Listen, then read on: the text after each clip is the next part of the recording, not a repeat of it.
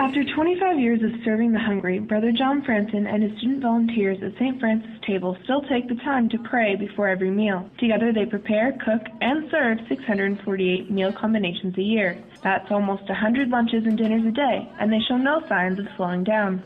Brother John Frampton, ministry organizer of the table for over 8 years, says their individuality is what makes them so popular.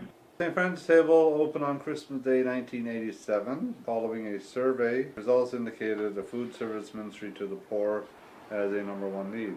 They pay $1 for the meal just to instill that sense of dignity and self-worth. That is not a handout. We decided at that time that we would be here as long as hunger was an issue.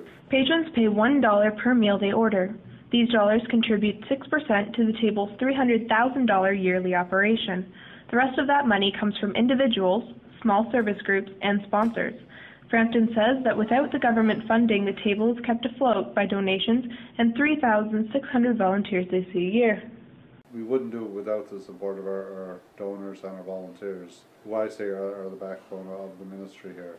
I guess the only problem I have is that everybody wants to come back. So by the end of this school year, I will be booked for most of next school year. Somebody calls in September, October next year, it's rather luck. Without the generous of time and finances, I mean, St. Francis would not exist.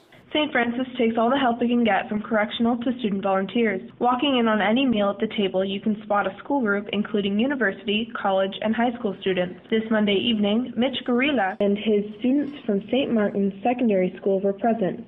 Gorilla says he's always surprised by the number of students willing to lend a hand and participate. It gives them an opportunity, on the one hand, to do their volunteer hours, doing something very meaningful, just to see their enthusiasm. We have a number that sign up every week is something that's, always overwhelms me.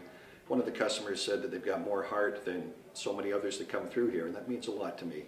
It means a lot to patrons, too. Frampton says he loves his job, and being able to help as many people as the restaurant can hold is gratifying. But seeing the restaurant at capacity for every meal can be discouraging. Especially since 2008, the economic downturn of 2008, our numbers jumped by about 35%. And November 2010, we marked the serving of 1 million meals. My remark at that point was, it's a shame that in a city like Toronto, when it comes to election time, the issues are not hunger and homelessness. They're, TTC, their healthcare, their roads, there's elected officials especially, have to, to reach out and realize that, hunger and homelessness are issues, not only in Parkdale, but citywide. The city should have more responsibility. I think people just need to be more caring, and I think that if that was the case, then we would not have to worry about feeding the hungry or providing homes to those who have none.